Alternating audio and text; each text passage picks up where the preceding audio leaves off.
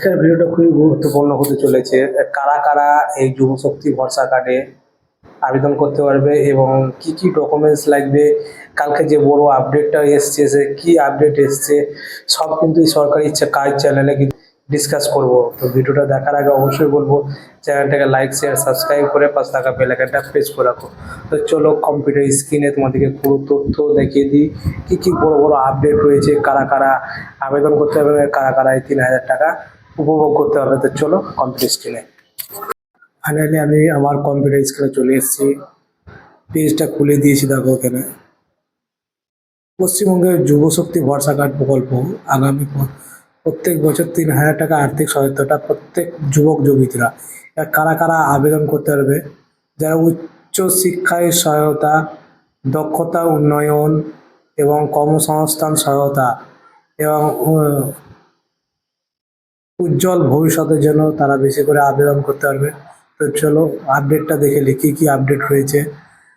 এখানে আপডেট দিয়েছে নতুন করে, বেকার যুবক যুবতী প্রতি মাসে 3000 টাকা করে আর্থিক সহায়তা পেতে পারে। এই স্কিম শুধু চাকরি প্রার্থীদের বেকার অবস্থায় বিভিন্ন খরচ সামলাতে সাহায্য করতে পারে। পরিষ্কার বলে দেওয়া হয় যারা চাকরি করেন তারা কিন্তু এই স্কিমটা অ্যাপ্লাই করতে পারবেন না, এখানে পরিষ্কার বলে দেওয়া আছে। দেখো যুবশক্তি ভরসা কার্ড কিন্তু এখনো হেল্পলাইন এখনো মানে নাম্বার যেটা আছে সেটা এখন চালু হয়নি এবং অর্থ দপ্তরের যোগাযোগ নাম্বারটা চালু করে দিয়েছে। দেখো এই বিশাল বড় একটা আপডেট, মানে যোগাযোগ নাম্বারটা চালু করে দিয়েছে।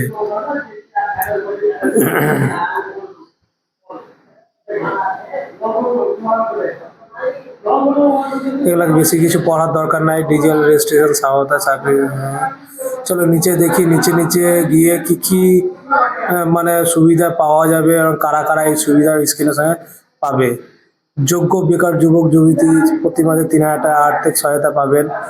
তো তোমাদেরকে প্রথমেই বললাম যারা সরকারি চাকরি করে কিন্তু এই সাহায্য পাবে না, এবং যারা এই স্কিম শিক্ষিত যুবকদের সমস্ত সুযোগ বাড়তে সহায়ক হতে পারে।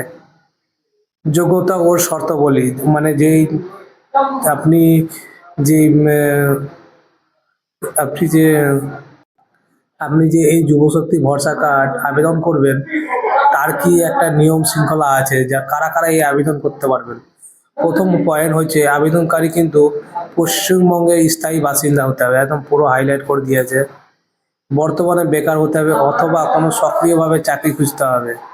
বাবা, আগের পোর্টালে কিন্তু এটা ছিল না, এখন কিন্তু এই পোর্টালটা করে দিয়েছে, নতুন একটা আপডেট। বর্তমানে বেকার হতে হবে অথবা সক্রিয়ভাবে চাকরি খুঁজতে হবে।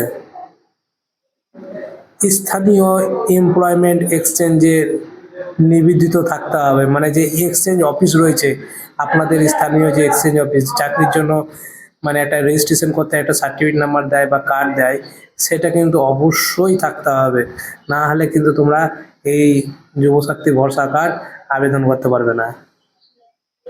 অফিসিয়ালভাবে স্কিম চালু হওয়ার অতিরিক্ত যোগ্যতা শর্ত স্পষ্ট করা হবে। বলে একটা সরকার এখনো পর্যন্ত অফিসিয়াল যোগ্যতার নিয়ম প্রকাশ করেনি। উপরে দেওয়া তথ্যগুলি প্রাথমিক ধারণার ভিত্তিতে দেওয়া হয়েছে। স্কিম আনুষ্ঠানিকভাবে চালু হওয়ার পর এতে পরিবর্তন হতে পারে, মানে এগুলো পরিবর্তনও হতে পারে।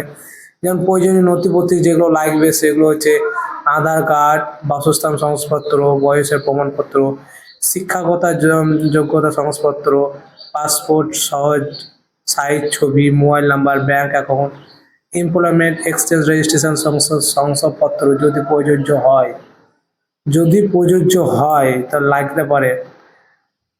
আবেদন করার ধাপসমূহ,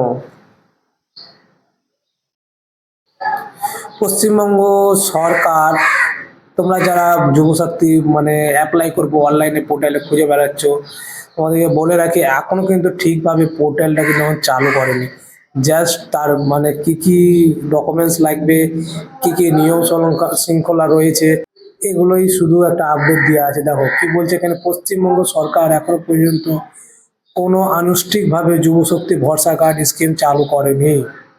এখানে সোজাসুজি বলা আছে, এই দেখেন পশ্চিমবঙ্গ সরকার এখনো পর্যন্ত আনুষ্ঠানিকভাবে যুবসাথী ভরসা কার্ড স্কিম চালু করেনি।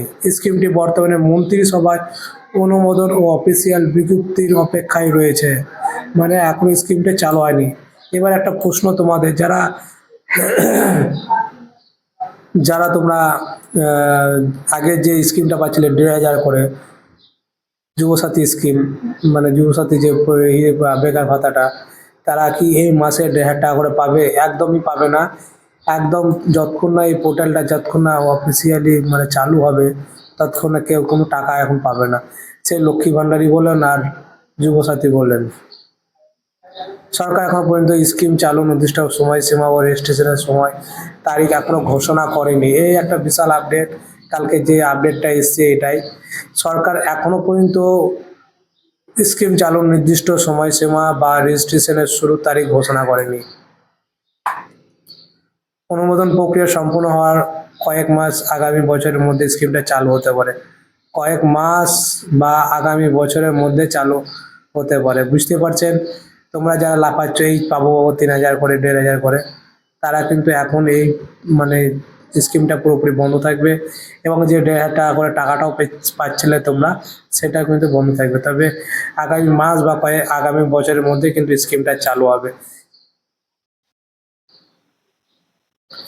স্কিম চালু হওয়ার পর যুবশক্তি ভরসা কার্ডের আবেদন অনলাইন পোর্টালে বা নির্ধারিত সরকারি অফিসের মধ্যে গ্রহণ করা হতে পারে।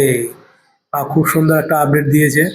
এখানে স্পষ্ট করে বোঝানো হয়েছে যে এই পোর্টালটা চালু করার সময় অনলাইনেও জমা করা যাবে এবং সরকারি অফিস যেখানে তোমাদের বিডিও বা পঞ্চায়েতে সেখানেও জমা করে। এবং স্কিমের সুবিধা পাওয়ার জন্য এমপ্লয়মেন্ট এক্সচেঞ্জে রেজিস্ট্রেশন গুরুত্বপূর্ণ থাকতে হবে। মানে খুবই গুরুত্বপূর্ণ দিয়েছে যে এক্সচেঞ্জ অফিসে তোমাদের নাম নথিভুক্ত করতে হবে, তবে তোমরা এই মানে ওই স্কিমটা পাবে, নাহলে কিন্তু পাবে না। তো ভিডিওটা তোমাদের কেমন লাগলো? আজকের ভিডিওটা বিশাল বড় একটা আপডেট দিলাম। তো ফিরছি আবার নেক্সট টপিক ভিডিওতে। ততদিন তোমরা সুস্থ থাকবে, ভালো থাকবে। Tata, bye bye.